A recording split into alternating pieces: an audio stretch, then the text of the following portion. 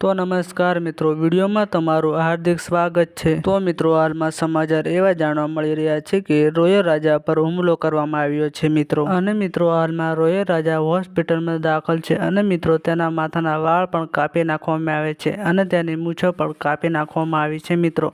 અને તેની ઉપર મિત્રો રોયલ રાજા પર હુમલો કરવામાં આવ્યો છે મિત્રો અને તેની મૂછ પણ કાપી નાખવામાં આવી છે મિત્રો। અને હાલના ટાઈમમાં તેઓ હોસ્પિટલમાં દાખલ છે મિત્રો। અને મિત્રો 10 કે 12 લોકો આવીને ગાડીમાંથી આવીને મિત્રો અને 3 મહિલાઓ જેટલી આ બધા થઈને મિત્રો રોયલ રાજાને માર્યો છે મિત્રો। હાલમાં સોશિયલ મીડિયા પર પણ વિડીયો ખૂબ જ ફરી રહ્યા છે મિત્રો।